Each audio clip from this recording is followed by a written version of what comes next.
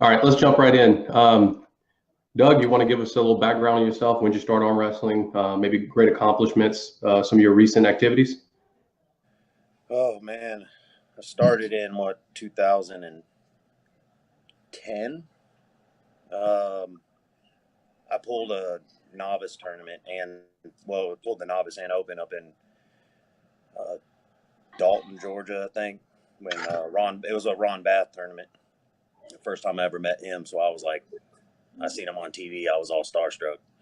But yeah, I pulled it and I won the novice and I won the open, and then I pulled one more novice class. I think I didn't arm wrestle for like 2 years after that. I arm wrestled again in like 2012, and then I pulled a novice class again and I won it. So I didn't pull novice anymore after that. Um,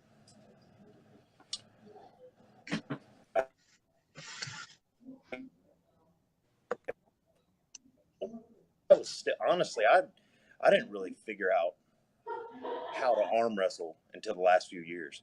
I was just going off the raw strength, and the people that were beating me were exposing my hand, exposing things that obviously I've worked on since then. Um, it was UAL. It was UAL 4. It was UAL 4 the one where the world bar happened and screwed up, and Devin and Oleg Yeah, pulled. And yeah, that yeah, I UAL think four. I was like 205. I pulled the what was it, the 220. It was a 220 class. It was 190 and 220. Well, we lost Doug. Let's see if we can get him back online.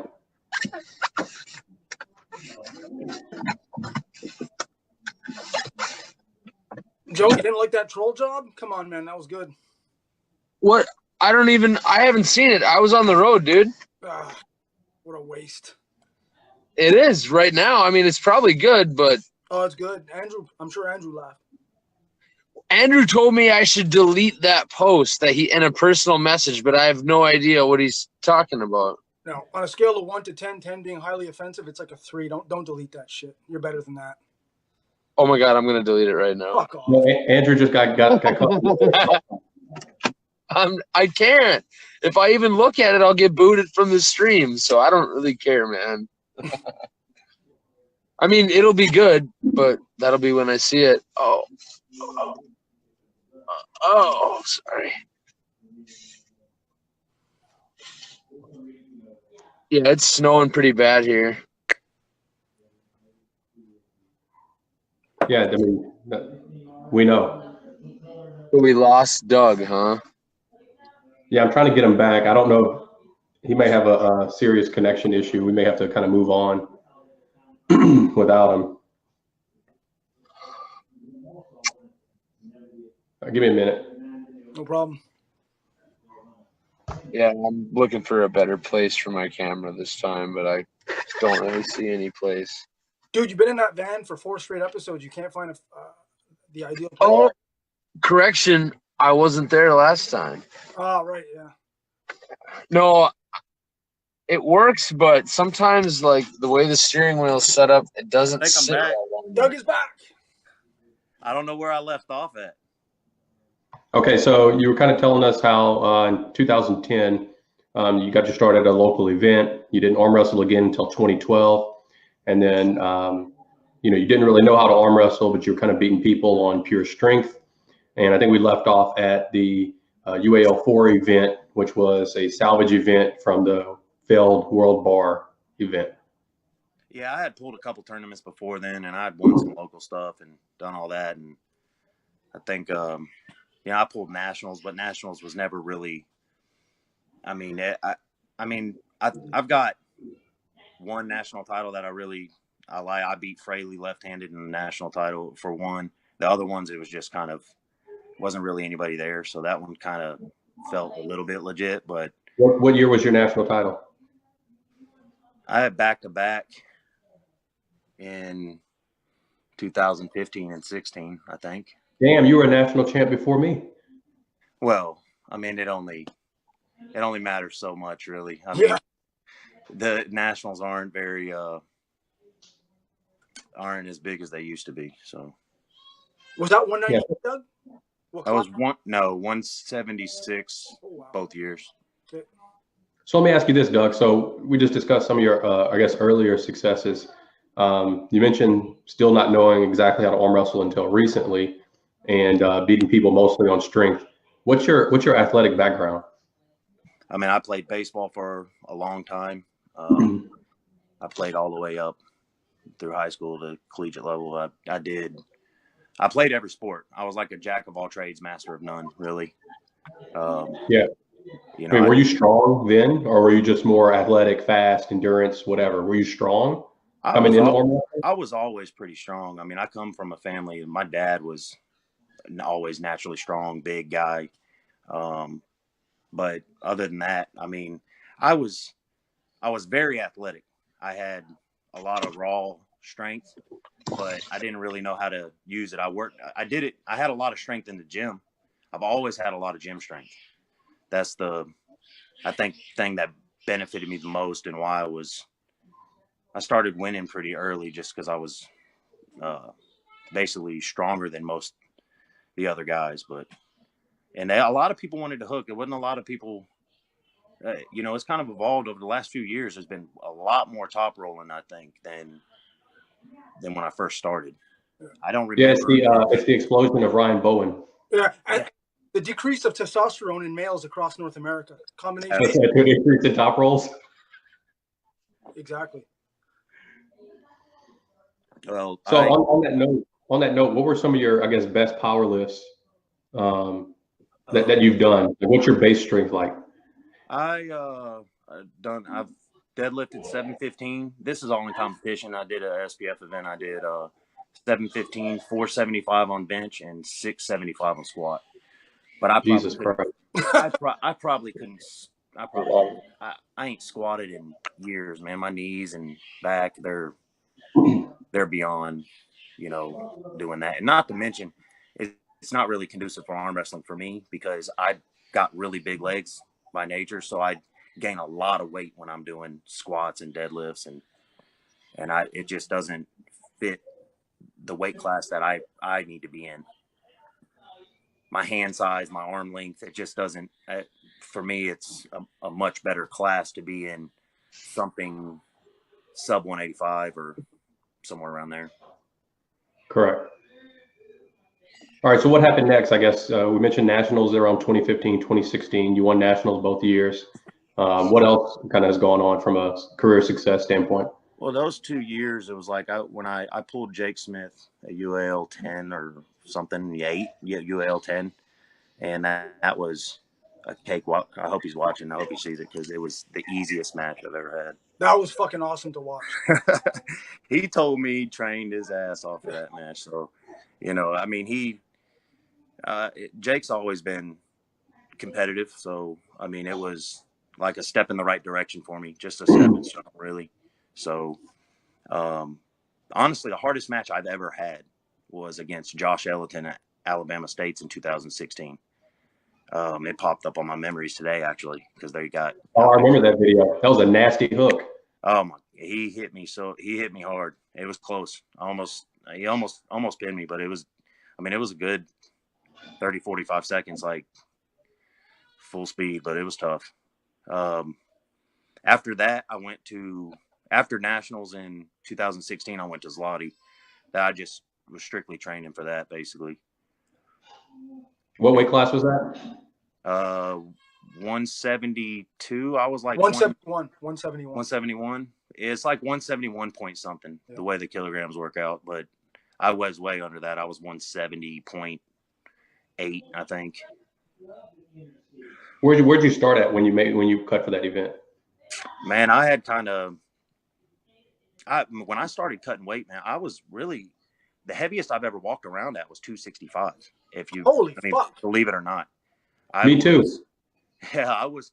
I'm fat bastards. I'm sitting at my desk eating family-sized bags of Doritos and just lifting as heavy as possible. It was borderline gluttony to get to that weight, and I thought it looked good, but I look back on it and it was just terrible. I was unhealthy. I started getting down, losing weight. That's when I, got below 220, and I started cleaning up my diet and my frame. I should be walking around in the 180s. Like, that's probably what my frame is best for. But I got down to 170, a little under 171 for that tournament. I started my cut at it wasn't bad because the cut started prior to Zloty. I was 235 and cut down and made 176 at nationals, but I didn't cut in like a week, a month, nothing like that. It was over a period of time. And I didn't pull for months prior to that. So once I got to a weight that I was wanting to compete at, that's when I started competing again. I took a lot of time off. Okay, so since we're at the Zloty, I guess, portion of this discussion, I guess the follow-up would be, how was Zloty? Who won? How did you do? And then how would you compare the Europeans versus the Americans? Because I think that was really your first time out of the country from an arm wrestling standpoint. Yeah, it was. And man, it was by far the most stacked class there that year. It was, we had David Samusha, we had Bodan Ivanchenko, we had it was deep. Joseph LeVay went 0-2, Yeah. I think I recall it was 29 in that class. Is that possible? Yeah, it was close to 30. It was right around 30. Yeah. And it was very deep. Like guys like Joseph LeVay went 0-2, it was, the draw was horrible. Matter of fact, the guy that won it, David won it, and he pulled Carlos Tiete in the first round and lost. He won the tournament from the B side. So I was matched up with Bodan from Ukraine. First match, I beat him. Then Carlos beat David. Vladis from Latvia. That dude he's an animal. He pulled, I can't remember who he pulled, but he had somebody else really tough the first round. And then the very next round, I get somebody's You good? Okay. Yeah, I get Vladis from Latvia, and he breaks my thumb. Like, it wasn't like broken in half, but I knew it was broken. It swelled up right away, bad, and confirmed that when I got back. But then I pulled the guy from Poland. His name Barchowitz or something. David. Yeah, and I pinned him, but he elbow fouled. That's what I hate about. That's one thing I don't like about that. I had him at the pad, was in the process of pinning him, and he jumped his elbow off to get a restart. Yeah. And then he set up. I didn't do anything differently. I did the exact same move. Not obviously not smart looking back on it, but he set up differently, and he ended up putting me on my bicep because I top rolled him, and then he put me on my bicep, and I was in a really bad position. But I ended up going. That's when I lost. I fouled out against Vladis, and then I ended up fouling out against him because I jumped off twice on him. So the fouls are so. They got cameras. They can see a gnat hair go under your arm. It's Right. It's unreal how many fouls you see. In the matches restarts, and it's nonstop. Yeah. So let me add a couple comments, Gabi. Doug mentioned David Samusha, who won the class. If I'm not mistaken, Samusha placed second or third in the Zloty overalls this year at 171 pounds. Kind of tells you a lot about the strength of those guys. And then Vladislav is a multi-time junior world champion, and I think he's also a multi-time senior world champion at this point. And that's just two of the guys. There probably were possibly 3 or 4 more other former world champions in that class. And that's typical for Zloty. Oh, yeah, it was deep. I stopped him dead in his tracks. Vladis, too. I tried to slip because I was in a really bad position. He held on to my thumb. And I snatched away from him trying to slip, but I elbow fouled in the process, so I didn't even get the straps. So, yeah, it was pretty – it's a brutal tournament. You know, I think I got like somewhere around 10th both hands. I mean, there was 30 in both in left and right. So it was, I mean, but given, I think, what is it, 8th through 16th, depends on when you go out. You know what I mean? It doesn't, my placing. Yeah, it's all could have been- similar. Yeah, I mean, I could have been 8th. I could have been 16th. It just is where I went out at. You know, the top 6, they pool for placing for the top 5. But the competition level there is crazy. But, you know, the way I see it is, I mean, we have people coming from every country, you know, we're not every country, but a lot of countries. And you have, that's the reason why Zloty and WAF is so deep and hard to compete in, is because it's multiple countries. I truly believe that the top US guys, you know, I didn't feel anything that I've never felt before. You know, like I feel like the top US guys could compete with any random country. Like I believe Well, me personally. okay, let me ask you this. Is that at 171, Doug? Or are you comparing what you felt at 220s in the US to what you felt at the 171s at Zloty?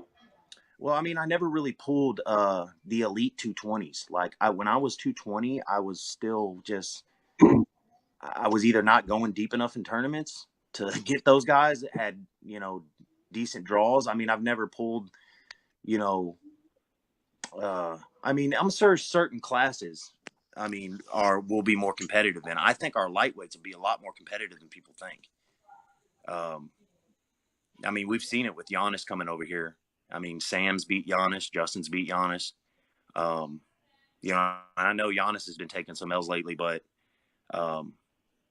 you know that we have. I never pulled John Brzenk at 220. You know, I never pulled, you know, Chris Chandler even. I've never pulled those guys. I mean, so it's hard for me to say what I didn't pull any of the 220 guys over there either. So I've never pulled Crosby, or you have. So, I mean, you would be able to answer that question more so than me. But the way I see it is, I mean, and I've talked to some guys from some of these other countries. You know, I had a long talk with Valentin from Bulgaria, and that I pulled in that super match. You know, we talked a lot while he was there. I like to pick their brains, you know, when they're here, and just talk to, you know, he didn't know anybody, so I wanted to show him some good hospitality. But when you know, our best versus just Bulgaria, I feel like the United States is right there, if not better. You know what I mean? Like our super heavyweights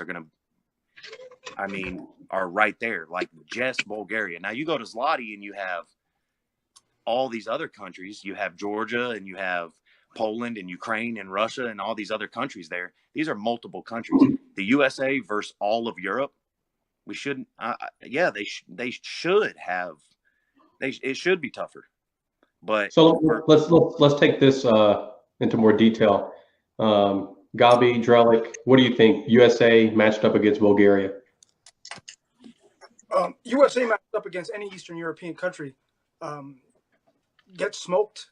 Well, I mean, generally speaking, I mean, there are some American pullers that can pull with anybody, but and I think partially it's strength and training, but I think also what you have to look at is in the United States, a lot of our pro leagues, albeit UAL or WAL or whatever in the past, the reffing was very lenient. It was very sloppy. So what happens is an elite pro American puller kind of gets used to taking concessions regarding rules and stuff like that, and then he goes to overseas where the rules are hyper rigid, and all of a sudden, when to win a class, it's not a super match, but to win a class, you need to win maybe 11 or 12 matches or 7 to 12 matches, and then all of a sudden, there's no margin for error, and they're being called. Like I remember seeing Corey Miller go to Worlds, and I believe he lost 2 matches, both on double elbow fouls. Like they're robbing themselves because the culture in Europe is more disciplined in terms of training. They train with rigid rules. I think they train with more discipline. Here in the U.S., I think we're a little bit more sloppy in our approach to training and also tournament competition.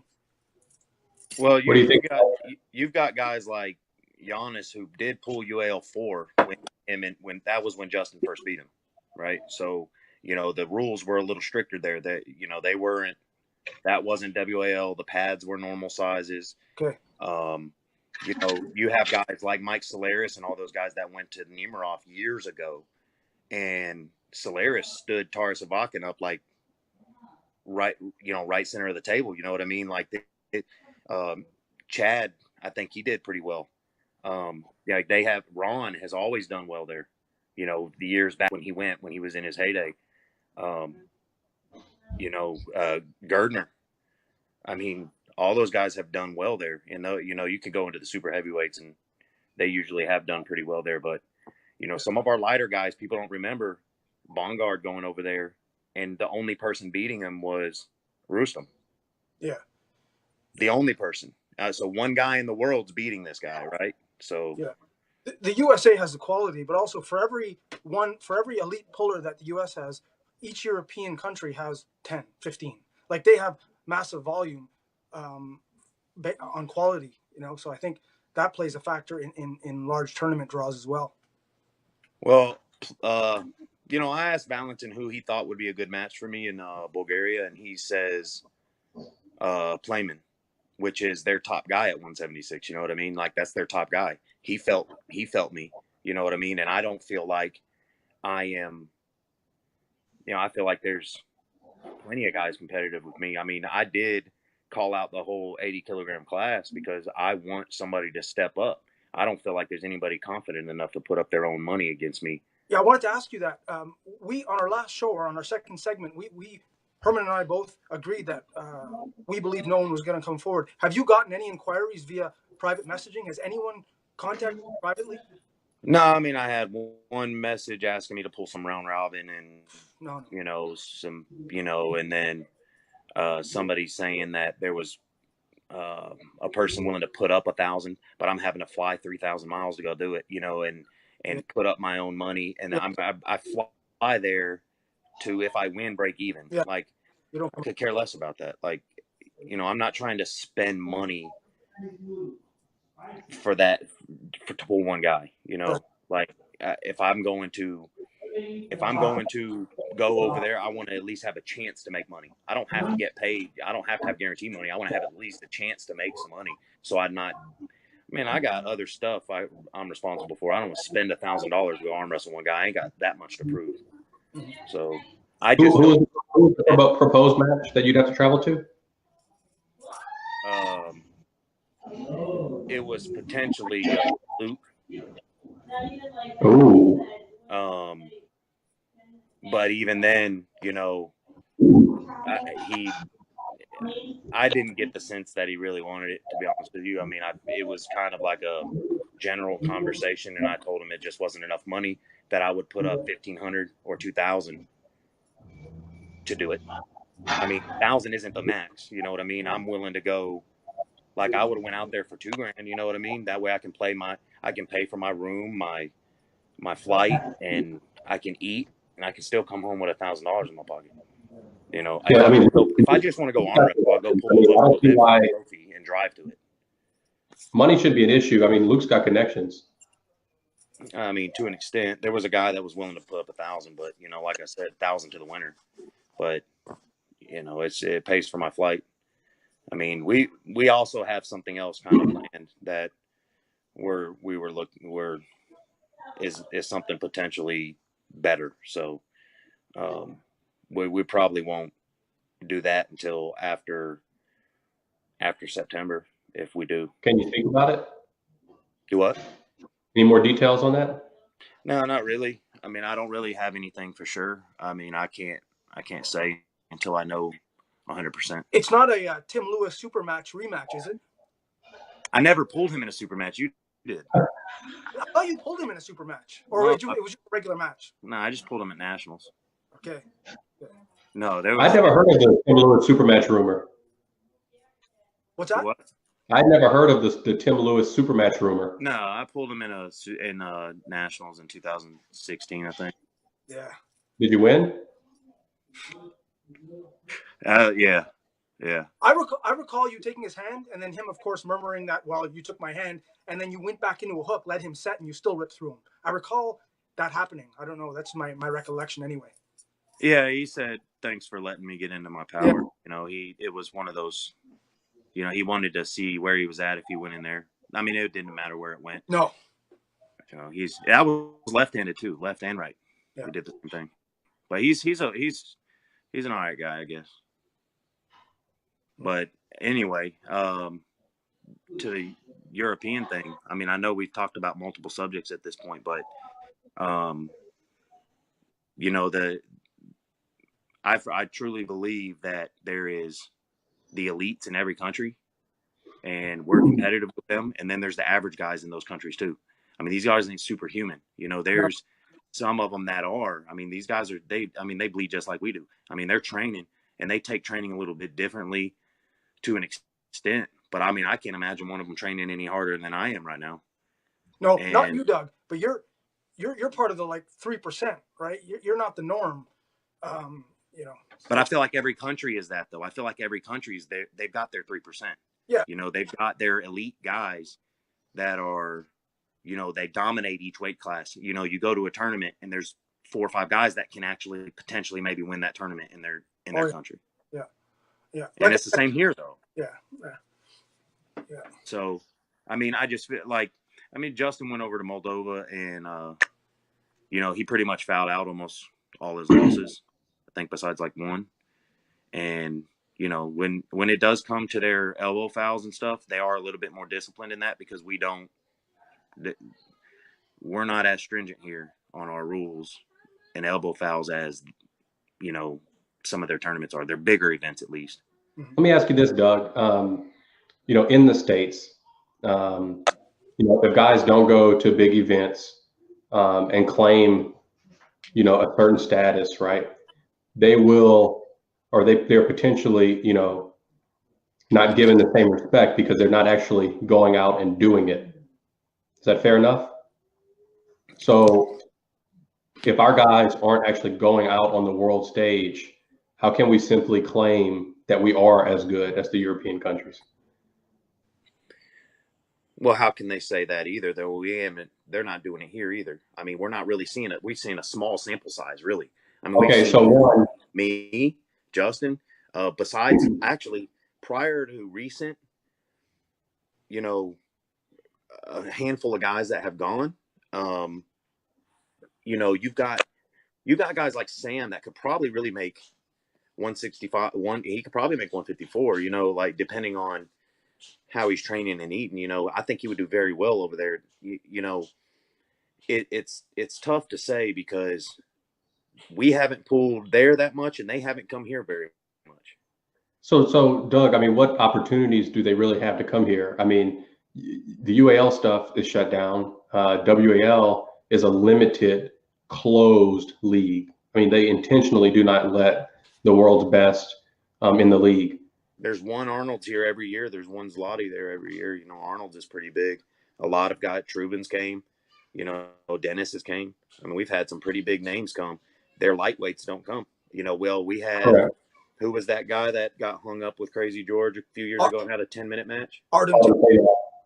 Yeah. So see, you know, it's such a small sample size on both. It's all just really, truly assumptions from this point, you know.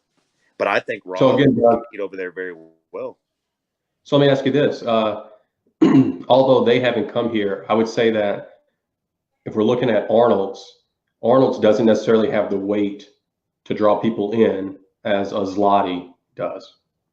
Zloty pays 10 times more for first place than Arnold. So when you go over there, you can gain. For them to come here, it's just a vacation. Even if they win, there's no way everything's being paid. They're still losing money. Not 10 times more. I'm not sure what the payout. I think the money is like not even an issue because neither one pays a ton. But what I'm saying is that at Zloty, the people that you would beat in the United States don't have nearly the credentials as the people you would potentially face at Zloty. Because let's say a guy from Kazakhstan, he comes here, he gets to face Americans. An American that goes to Zloty gets to essentially face the world. So I think it's hard to set the expectation that they would come here when we are really not the hub, so to speak. No. Right, and that's the reason why Zloty in itself is so hard, because there's so many elites from every country, and just like WAF is tough too. I mean, there's people, elite arm wrestlers from every country, but in any particular country, a local or even country level event in that particular country is going to have a handful of guys who can win, and then a bunch of average guys who would not beat our elite poolers here. You know, those guys are. I mean, I've talked to Aaron Blevins a lot, who trained when he was living in England with a lot of guys from them other countries. You know, and he knows the difference um, on the level of training that they do. But there's also a bunch of average arm wrestlers, just like there is elite here. You know, I mean, I that agree. kind of. No, they're not all monsters. That's for sure. That's fair. I mean, there's a handful of guys that, like, okay, Devin goes and loses to Dennis. All right, so right now we know there's one monster in the world that he can't beat. Not right now. So that's one, though. You know what? Who else? Like, it's so small. So, you know, I saw people online commenting from other countries like Devin sucks and all this stuff now, like, because he loses one freaking guy who's probably unbeatable left-handed. Mm-hmm. You know, and it's just okay. He's that one guy that can beat him. All right, let's say there's maybe five. I mean, that doesn't mean that the U.S. or North America, him being in Canada, is any less than, you know, these other countries, though. There's one guy from maybe a handful of countries that can beat the top level guys here. Dave, I don't see very many people beating Dave. Yeah. There's I was like just one or gonna two say, guys beating Dave. yeah, I was just going to say, if I made a world rankings overall, I can make a strong argument that Dave Chafee's number one, right-handed. You know, so he might be the gold standard. Dennis right-handed coming up the back end, but Dennis is left dominant. Dennis destroyed Devin left-handed, not right-handed. I believe his right's a little bit weaker than his left. So Dave is still the gold standard, I think. Yeah, I mean, the thing is, there's, you know, and this brings us into something we had talked about earlier, or the other day, Herman, is people that are in the sport for fun and hanging out, which a lot of people in the United States are. They have, you know, they go and they love the camaraderie. They like going and hanging out. They don't take it that serious. They lift weights a little bit, maybe go to practice here and there, and they go to a tournament and do the best they can do. Then there's the elite guys that train constantly and work their ass off to try and be the best as possible. And then there's, when you get to that level, then there's guys that are in it for just the money. Then there's guys that are in it for the glory. And there's guys in it that are in for both. You know, going to Zloty, I think, is more so glory than it is, obviously, than money. It's going over there and trying to compete against people from all over the world. So if you're not really in it for that type of glory of going and beating a Russian, then, you know, you can stay here. Yeah, I've claimed for many years, Doug, that the hardest tournament to win, albeit it's not a cash prize, the hardest tournament to win is a WAF gold medal, only because everyone in your class is high end, and you could face anywhere from 25 to 40 guys. I mean, the margin for error is small. Even if you're the strongest in the class, the chance that you're going to win is not guaranteed, only because of the sheer volume. So I think, from a logistics standpoint, that is the hardest objective to conquer in arm wrestling. You know, WAF that's why. stuff. I mean, you know, there's a lot of guys going over there and getting popped, and there's, you know, failing tests, and, you know, you don't know what you're really getting.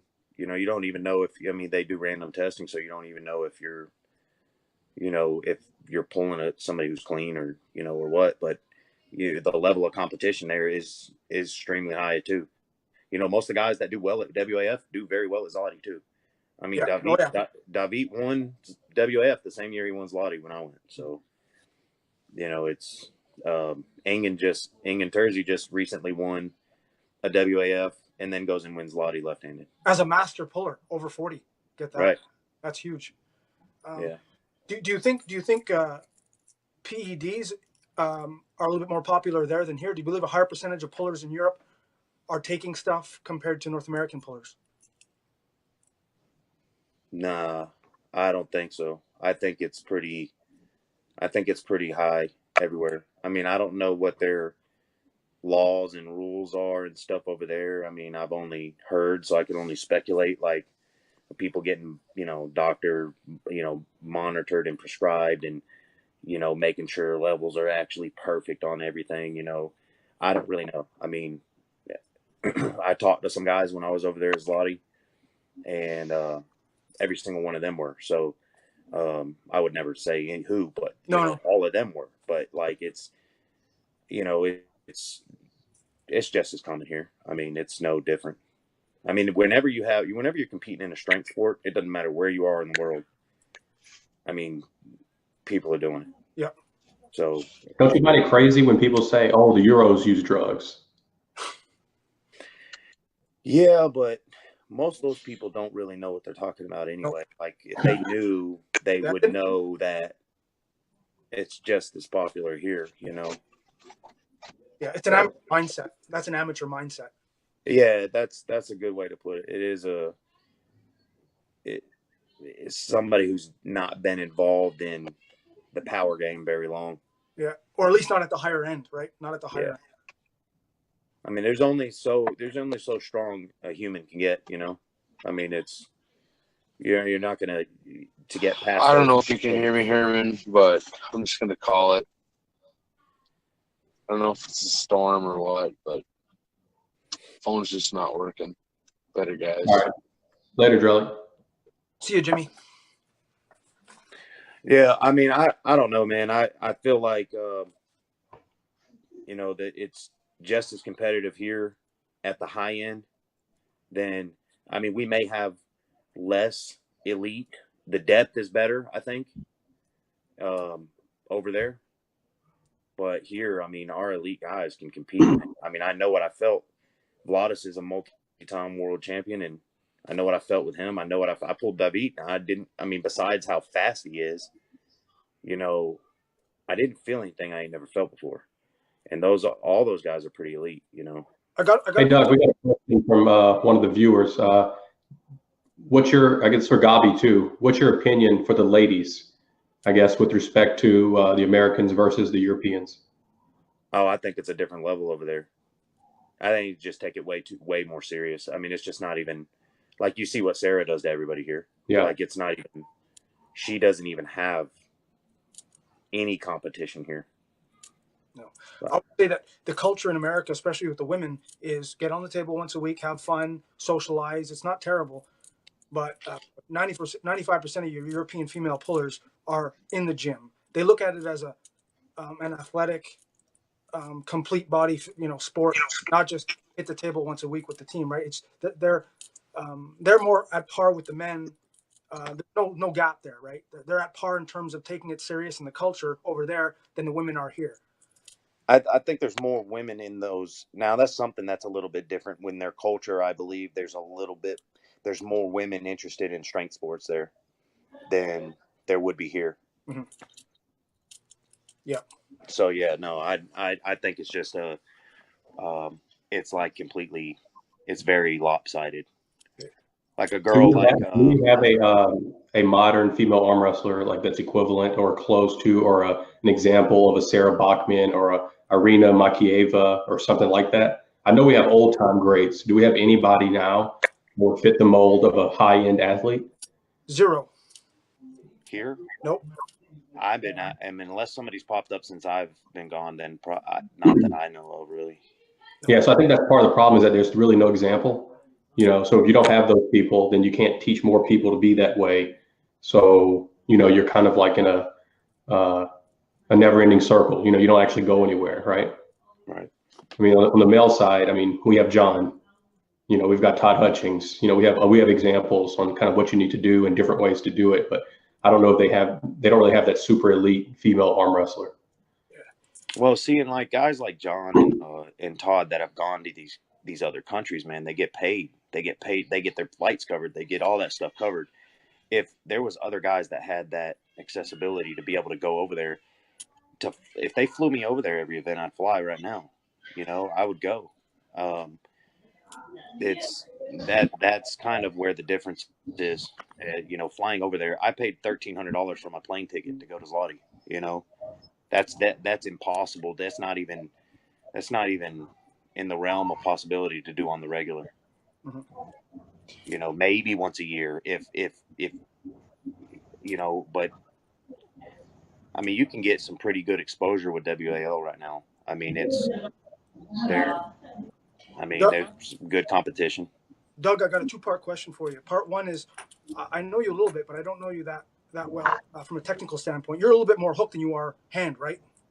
I've changed. That's the only. I was out for 2 years. After I went to Zloty, I was done for 2 years. I had to start. Life happened. I started having kids, Yeah. and I had more kids, and we just had a lot going on. So couldn't really compete. Didn't have the time. Didn't want to put that much on my wife. As far as though my style, before that's all I did. Yeah. Hook. And I trained with Justin quite a bit and done a lot of talking, and Rob, Vigent. We've gone over a lot of things, and I've incorporated that over the last 2 years that I was out. I continued to train. I didn't stop training. Okay. I mean, so when I came back, I was a lot more Balanced. multifaceted. Second part. So you got a super match coming up. Let's say hypothetically, for 10 grand. You got 2 months to train, 3 months to train. What's your go-to? Is it table time? Is it gym? What are you focusing on in terms of specific? If you had to prioritize a training methodology, what would it be? For a super match, personally, Yeah. I've never been a firm believer that, like, once you know how to arm wrestle, once you know your angles, and of course you can always get better, but I feel like the angles that I pull in, I know how I pull. Right. I don't need that much table time. I can mimic it with cable machines and weights. I can put the similar pressures into my hand and my arm. I honestly, I don't see myself really needing to arm wrestle more than once a month. Yeah, that's fair. I more or less agree, especially at the later stages, right? In the beginning, it's very important. Yeah. You got to learn how to arm wrestle somewhere. Yeah. It's also connectivity, right? It's learning how to connect everything, all the parts. Once you get the connectivity down, then it's just a question of maintaining or increasing horsepower, right? Yeah, some people never get it. I mean, I'm gonna be honest with you. My left is does its own thing. Like, it has not. Sometimes it's like unreal. Like, I'm like, where did this come from? I'm about to be the best in the world left-handed, and then on the next day, it's like horrible. It's just not connected the way my right is. Right. And some people never get that either arm, and that might be the guys that are more so into going to events to hang out and the camaraderie thing, like we were talking about earlier. Yep. More of a fan of the sport. Yep. Me personally, I wouldn't arm wrestle if I wasn't good at it. I swear to God, I wouldn't watch it. Yeah. I wouldn't. I would keep up with my friends. I would not watch arm wrestling. I wouldn't arm wrestle if I didn't feel like I was good enough to actually compete with the best guys. I wouldn't do it. I mean, that's just me, though. Yeah. Let me ask you this. Well, I got one comment from Tony Katowski. He says he'll make you his bitch. That's not a bad match. That's not a bad match, Doug. I just talked to him the other day. It might happen sooner than he thinks. Yeah.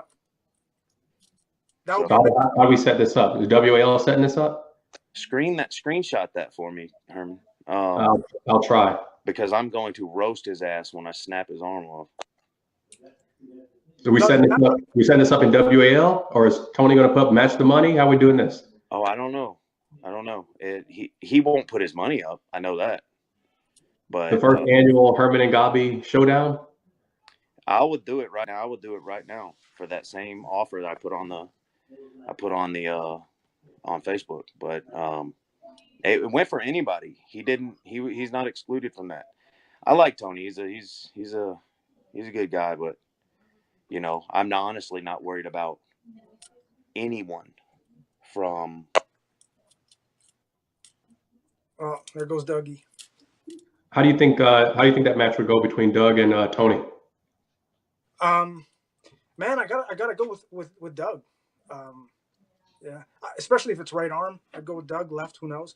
But I think I'd side with Doug. But that's a good matchup. We talked about it a couple weeks ago. I think that's a solid matchup. That's not a cakewalk. If we're talking about, a potential suitor for him, I think that's one of the better ones. Am I back? Yeah, I think, Yeah. yeah, you're back. I think, Doug, we're talking about how you might match up with Tony K. I think Tony's got a really, he's very strong. He's got a really strong hand. He can pull and inside, he can top roll. I mean, I would never overlook Tony in a heart. I mean, I'm not saying by me calling everybody out, I'm not saying I would walk the dogs with everybody. I'm not saying that I would just smoke everybody off the table like they're not even there. Like I want to pull somebody for something that means something. I go pull somebody for $200. That's just not, that doesn't get my fucking rocks off. You know what I mean? correct. I think Tony, he handles top rollers pretty good because of his hand, and I think because of his short arm. A Luke or a Justin has to drop their arm angle low, and it's not comfortable for them. But I think Doug's arm is not particularly long, and so I don't think Tony's going to have that sort of a awkward advantage. And I think it goes hook, and I think Doug wins easy. That's kind of my personal opinion, on how that match might go. They may try to control outside. Doug may still try to go outside, but I think it falls hook, and I think Doug wins easy from there. Yeah, stylistically similar, and I give a slight edge to Doug in terms of high-end power. Yeah, I don't feel like I can lose to really anybody at that weight and inside. I mean, I've never lost under 185. That doesn't mean I can't. But besides Lottie, I did lose to Lottie. But besides Lottie, on fouls, I've never lost at that weight, so I'm extremely confident. I mean, guys like Sam's who I want Sam. I mean, particularly because, he's a man right now, right? He won the hammer. I think there's a lot of guys that can beat Sam though. So, but it's weird though, the weight classes, man. Like, I mean, if he really wanted to, he could be lighter. So, but at that 170 that WAL set up at, I just feel like the people that can make that weight or within range of that weight, me for one, I really feel like I would beat Sam easily. Being a Southern guy, how do you match up with Dan Worley's left? I've never pulled him. We've pulled around at practice and stuff, but his left's better than mine. I mean, I think he's an awkward dude. I mean, the only guy that I've pulled in a tournament from the South that's like really, I guess you could say is at a high level. Justin. I mean, we practiced together. I've never pulled him in a tournament either. I mean, it's so different. Practice. I'm probably I've got the world's worst record at practice. I lose more than anybody probably in the United States at practice. I don't pull to win. I mean, so I practice differently. I got a lot of people that show up to practice they're pulling you like it's like for the world, WAF title. Yeah. So we've been on for a while. No rush, but I want to just kind of like blast through some questions we have here. Paul Lynn had a question. What's next for you, Doug? He mentions Zloty, WAL, and I think he even mentioned PAF. Don't say PAL, Doug. Did he say PAL? Or PAF. Oh, PAF. Yeah, Paul asked if PAF is in your plans. Yeah. Anthony Laterio. I probably will never pull a PAF event, and it's not. It has nothing to do with Anthony. I don't know him.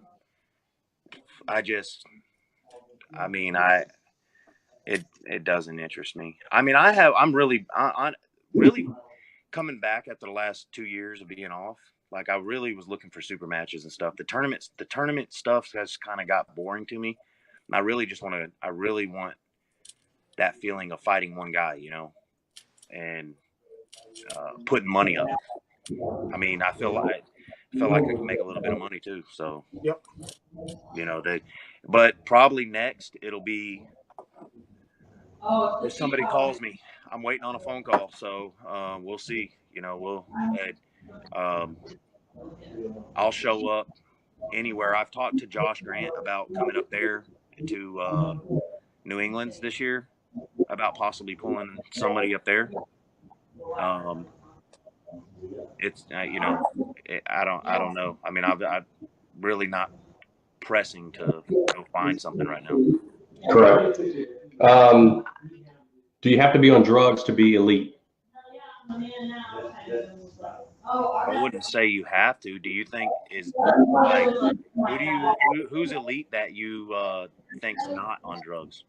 I think First of we just all, had this conversation as Devin. Yep. first of all, I don't think he is. I mean, I don't know. what's elite? Ooh. Um, Elite is consistently finishing, top 2 or 3 everywhere you go. You're always in the finals. You're it now. I mean, beating other guys that are also doing that too. I mean, I think there's like Gabi has a good little rating thing he does with the 1, 2s, 3s, and 4s and 5s, whatever. So, Gabby, what's elite in those terms? All 5s, 4s, and 5s?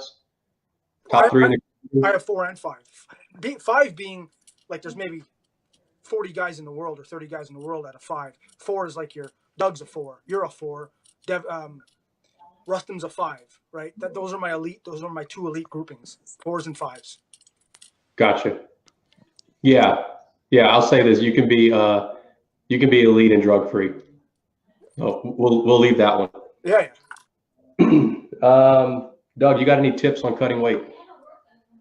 Oh man, I mean a lot, really. I mean it comes down to it's all mental, really, in my opinion. I mean, I've always been able to drop weight really fast. I've been cutting weight for almost 20 years because other sports that I competed in were required weight classes. So, through whether it be wrestling or fighting or anything like that. So,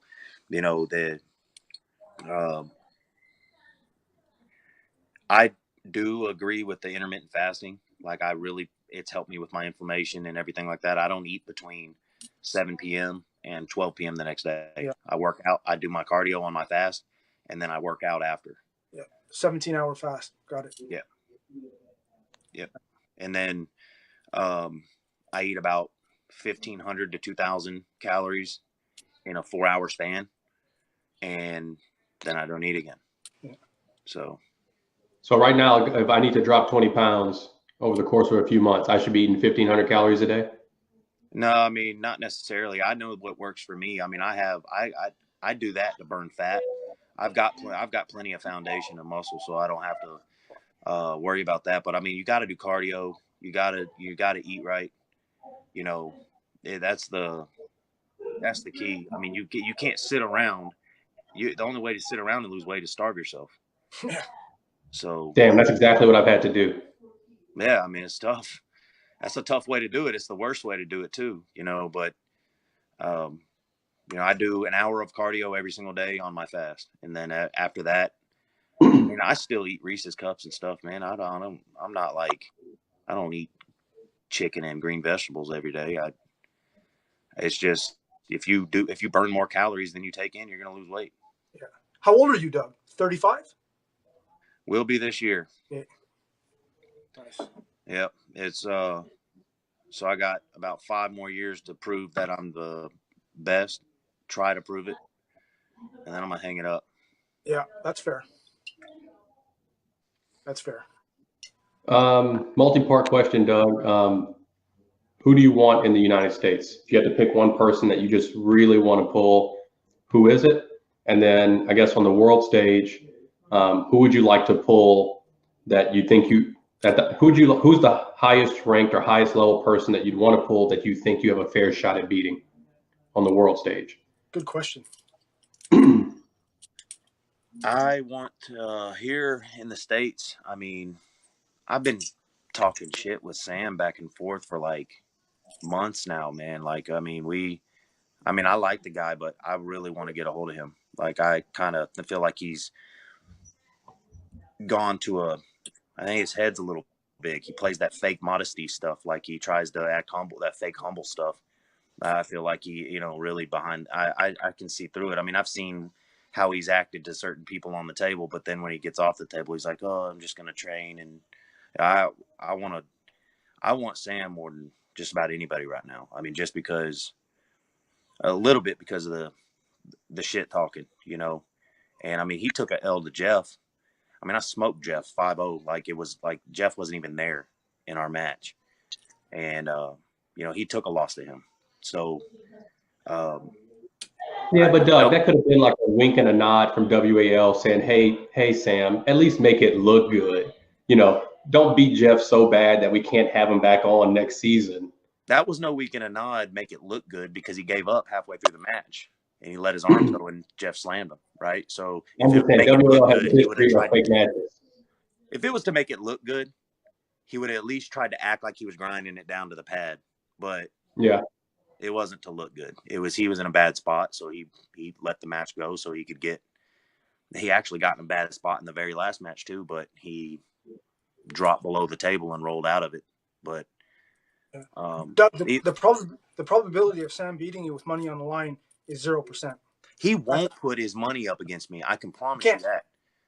His style and his weight factor, he's a legit lightweight and you're a legit middleweight.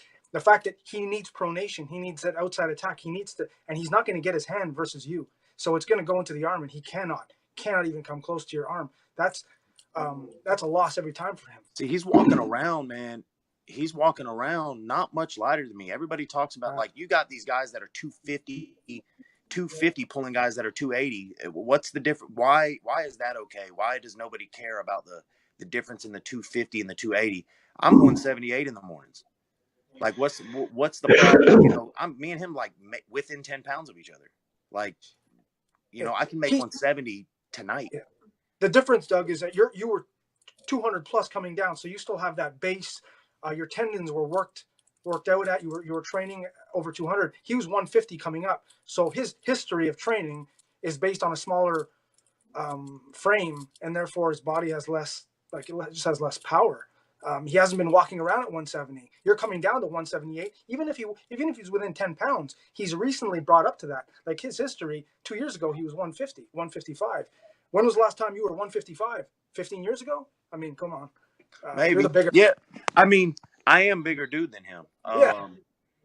But like I said, he's been pulling 76. He's been pulling 176 for quite some time, smacking classes, you know, winning these classes too, right? So my thing is, with guys like, my whole point in calling out the 80 kilogram class is just to get me a good match, you know, and I wanted to see if there was anybody that felt confident enough in their arm to put up that kind of money. And there wasn't, and there still isn't, because Tony says he'll make me my bitch. I know he's joking around. He better be. Yeah. But I guarantee you he won't put up no money. My breakdown on you, Doug, is that you have a middleweight hand with a light heavyweight hook. Middleweight hand with a lightweight hook. That doesn't fare well for him. That's a loss for him every time. Now, Tony's a different cat. I don't think Tony beats you, but I think that's a hell of a match. Sam, I think you just 2 seconds every match. Once it's set, it's gone. Both these dudes might beat me. Honestly, they're both strong in their angles. Sam's strong in his angle. I could take a loss to either one of them. Well, but I guarantee you they're not confident as I am. No, I agree. Because if they were, they would take that match. Exactly. So I'd go do it next week. But on the world stage, it's hard to say, Herman. I would love another crack at that Bodon dude. And I've already beat him once, but me and him kind of got into he got third place at Zloty this year. And me and him had a little spat about, me and him doing a vendetta. And he's actually the only one that piques my interest enough to really want to beat him. Well, whatever. I'm sure there's plenty of people you'd love to pull. So let me ask you this. I know who he is. Most people don't. Is there a possible household name that the U.S. guys might know that you think you'd match up well with?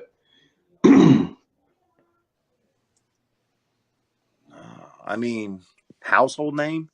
I think most of the household names will I got one. Probably beat me. Let's go, Gabi. All right. You and Zoliev starting in a hook, slow rolling. No? You're not that close? Well, fuck it.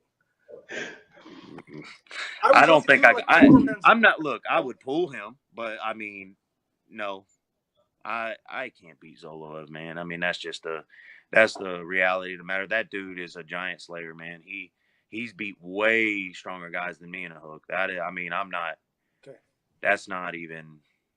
I feel like a better match for him would be like Rustam. You know what I mean? Like in a hook. Does Another Zoloev, level 5. yeah. Does Zoloev beat Jay right-handed? Beat who? RVJ, Rob Vijent. Zoloev? Yeah. No, I don't think so. In my opinion, I think the way Rob sets up, I think inside. Yeah. I mean, Zoloev can hook with anybody inside. Yeah. I just think Rob's a really smart puller right now, and he is a lot. I don't, that guy's working right now. He's working real hard right now, man. Look.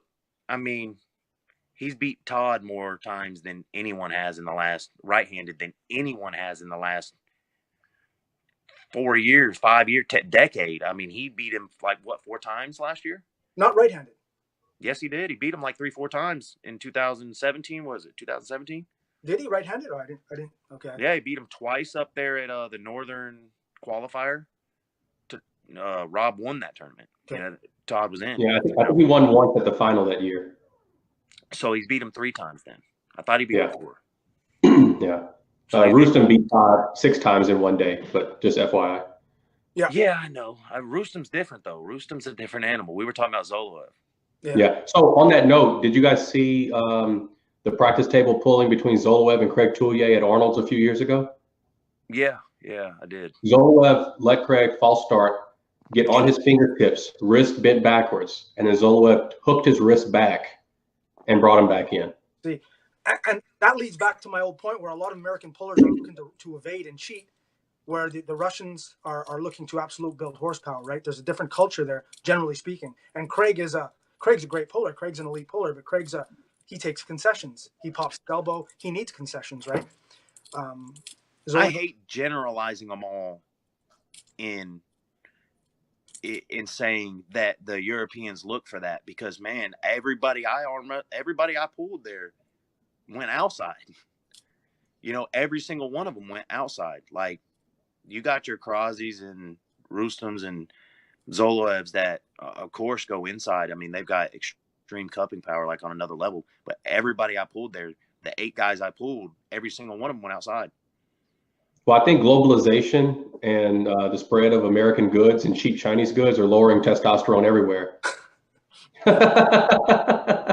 Get on some leading to more TRT. capital. Yeah, TRT. Follow-up question based on what we just discussed. What about you and Craig, Doug? I've never felt That's the match that I was calling for, because I think you walk around at 180. I know you probably mentioned it earlier. I know Craig's usually maybe 185, pushing it to 190. So, I mean, that's all within range as far as I'm concerned. So that'd be the match I'd want to see. It's local. It's a Southern match. Should be easy to set up. I mean, you guys are within 3-4 hours of each other. Yeah. Never happened. What do you think? Why won't it happen? Craig won't take that match. Not with his. There'd have to be big sponsor money coming in. I don't believe Craig takes that match. But Doug's lighter than him, so I don't care. There was a time when I was going to Zloty, like you remember when Craig pulled Kenny Smith? Yeah. I was actually going to pull Craig on that instead before Kenny stepped up, but I backed out because it was too close to Zloty, and I was trying to train for Zloty, and I needed to make sure I was there ready. And I was cutting so much weight at the time too. I mean, there was no way. The way I felt like crap. I mean, I would pull Craig. I mean, how it would go, I don't know. I mean, I feel like I can compete. I feel like I compete with him, but I mean, it's Craig. You can't knock Craig for anything he's done. Craig competes with everybody in every single event he goes to. Everybody. I mean, he has never been just mowed down by anyone. Oh, he's an elite puller for sure. Yeah, I mean, I think the rules have bought him some wins that he wouldn't have had in the last 2-3 years for sure. Well, we've seen what We've seen a lot of that, the elbow fouls and stuff. He does pop up a lot. He fouled out against, I think it was Nicholas Nonestad in a UAL4 one time. I think that's who it was. I know it was a long arm guy. I cannot remember. I think it was Nicholas, but Wasn't Frode? No, it was Nicholas. It was Nicholas, and it was Playman. Okay. So, I mean, he tries to get 0 to 60 really fast, so he does pop up a lot when he does that. If he keeps it down, he's tough to stop, man. He's got a crazy hit, but like Dan just pulled this past weekend, he had like, I think I counted like 8 or 9 elbow fouls against that guy he pulled over there in Australia. I mean, and that's his training partner. They both try to go really fast off the go. If they miss most of the times refs miss those elbows, those little tiny elbow pops when you're hitting somebody to the side that fast. Dan would have beat that dude even if he wasn't doing that though. He was just straight. He was stronger than that guy. But it's when you try to go that fast. Marcio does it too. When you try to go that fast off the go, I mean, it's almost impossible to keep your elbow buried into the pad. The Russians do it. Of course, they have to. Some of them. Yeah. I see. That's again when we like lump them. There's a handful of guys that are like that. Yeah.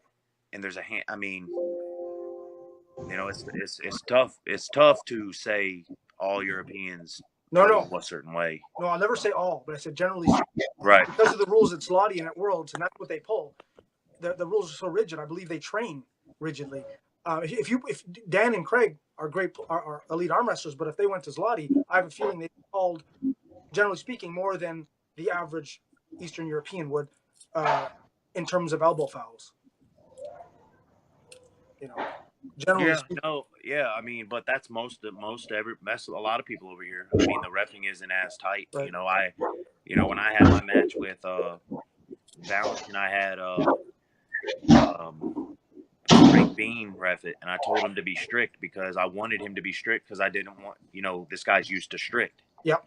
I didn't want him to think that they were because I knew he was going to be very cautious of his elbows, and I didn't want him to think that they were throwing me a bone because he's over here. You know what I mean? Like I wanted him to feel like the reffing was fair. And hell, I even lost a match left-handed on fouls. So, that was the only that if I didn't lose that match on fouls, I think it would have been a clean sweep. But right-handed, it was smoke city. He didn't even touch me right-handed. It was wasn't even close. Yeah. But that guy's pretty good over there, man. That guy's pretty good in Bulgaria, though. Oh yeah. He's top 5 in his weight class. So. Yeah. Doug, you're a Georgia boy. Braves, Hawks, Falcons, or Georgia Bulldogs? What's your team? Well, I'm actually now I live in Destin, Florida. Oh, okay. But I am a Cowboys fan, an Atlanta Braves fan, and a Bulldogs fan. Got it. So, a little two Georgia teams. Gotcha. But I was born and raised a Cowboys fan. Yeah, America's team. Even though our coach sucks. But anyway, yeah, man, I'm looking forward to pulling again. I've been real anxious. I think I'm going to be pulling it here in 2 months or so. So I'm looking for something to pull in April, whatever that may be. It'll pop up, and I'm training my ass off for that right now. So if anybody wants to pull me in April, message me. Hey, Doug, one last thing. What are your thoughts on some of the extreme numbers and the lifting strength that people post on Facebook? Man, I find it hilarious, man. Like I see some of these numbers people are putting up, and they're like, well, half the time they're swinging it or not doing something that's even conducive to arm wrestling, But these guys put up astronomical numbers. Some of them putting up more numbers than bigger numbers than me. And then I grip up with them and I'm like, you need to focus more on stuff that's going to help you in arm wrestling. Like if that's the case, like there's no reason for you to be trying to curl 225 pounds when when you like you can't even like move me off center. Like I can't touch that. Doesn't it make you feel weak? Do what? Does it make you feel weak when I see those videos? Yeah. I actually kind of I usually scroll past them now, but like because I'll never like one. I can promise you that I'll never click like on one of them. But you know, it's I see some of these lifts that are just so overinflated. I'm like I'm gonna be honest with you. I don't see any reason to be trying to table curl 120 pounds. I just don't see on an arm wrestling table. I don't think table curls are worth the crap.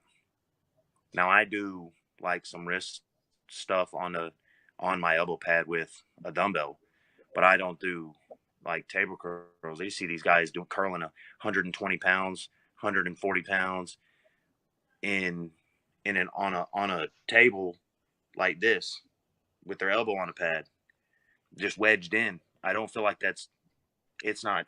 I just don't feel like it's helping. So my concern with the cheat videos is that it's usually some amateur guy, like you said, doesn't know how to arm wrestle, probably can't move you. My concern is that if I see you doing 300 or 400 pounds of side pressure, and I meet you at a local event or some event, I have to blast you. Yeah, right. There's some. Oh, so you're referring to some of these scale numbers that have been out lately? Yeah, man, I can't. I'm sorry, man. I mean, I see some of these people putting up like astronomical amount of pounds of pressure on these little. They're getting these little crane scales, man, and they're hooking them up to their table and stuff. And they're, I'm seeing some numbers that, like, I'm like, you're like world elite, but you don't, on that kind of power, but you never win. Like, I don't understand it. Yeah, I see it, and I think but what goes through my head is it's like, oh, I'm a bitch. I'm a bitch. I can only do this much. You got 300 pounds of side pressure. And then I meet the local guy at the local tournament. I got to go 100% because he might break my arm. He's got 300 pounds of side pressure. Well, I'm seeing these guys so like, I'm worried some amateurs going to get hurt behind these videos. Oh, I'm sure some people already have, but like, and they're not going to put out their injury video. Like my thing is like, you can lift all this kind of weight, honestly, and if you train properly, you could train with half of that and still crush that dude. Like there is a way to train your connection. You want to be connected. It's way more important than being able to curl 150 pounds with one arm. Having that connection between your hand, wrist, forearm, sucked in to your lat, like being able to keep everything in that connective area is way more important than being able to curl a heavy ass dumbbell. Your hand and wrist is a lot more important. Side pressure.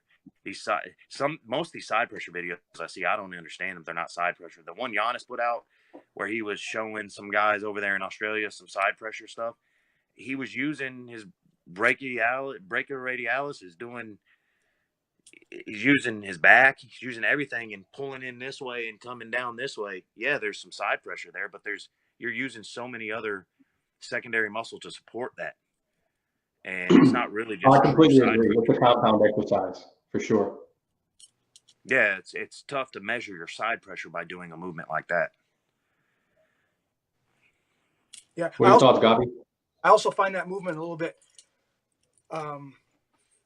not dangerous physically, but dangerous from a perception standpoint, because what happens is if you train side pressure, like you said, with so many secondary muscle support in a match, like when you train like that and then you get to a match and your pronation gets turned in. Now I find there's two types of side pressure. There's levered side pressure, like you have when everything you have everything you want and you're going to the pin, which everyone has strength there. But what happens when your wrist gets turned over and and there's like that Todd Hutchins side pressure, that defensive containing side pressure going right through someone. And that's a rarity. But I find that's the side pressure. The power, how much power do you have when what you get doesn't happen?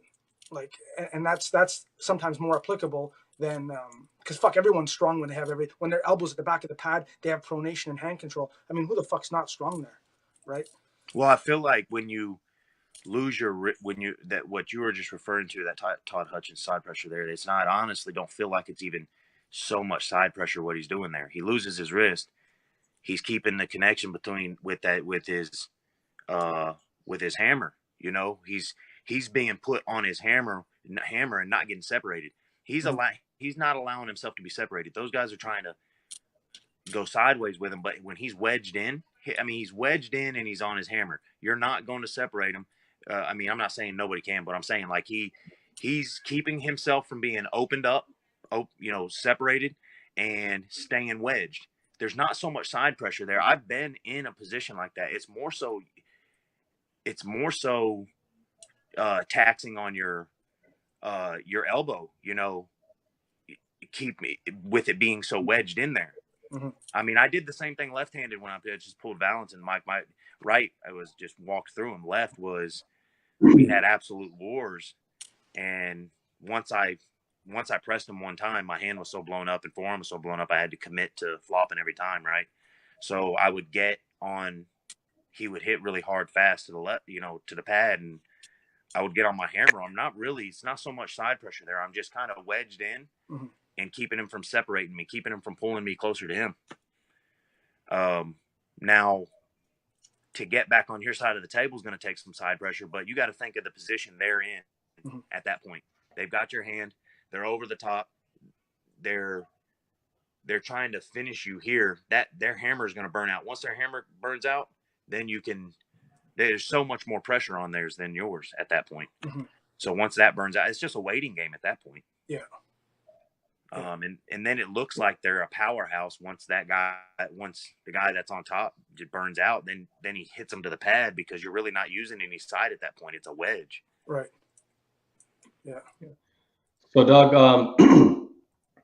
we're going to wrap this one up. We may need to bring you back on at some point. I think there's probably a lot more we can talk about.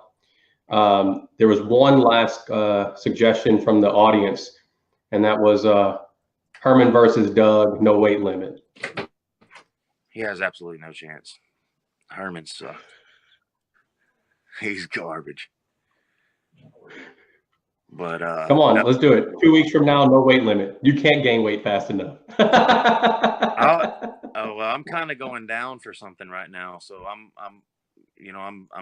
losing. But I'd pull you right this weight right here. Doug. Right. Doug. All right. Doug, walk away, man. Doug, don't do it. Don't do it, Doug. Bad. I would like to pull Herman sometime, man. I've always wanted to. We've never. Hey, I'm cheap, Doug. I'll try to make it to Florida. You cook the meat. I'll cook, man. We'll meet up at a practice, and then I'll turn the camera on after you're worn out. All right, Doug. Thanks for your time, man. Hey, I wish I was more excited, man, but it's good, man. People want to. No, it's all good stuff. We'll bring you back. Later, guys. Later. Bye. We done, Herm? Please hold.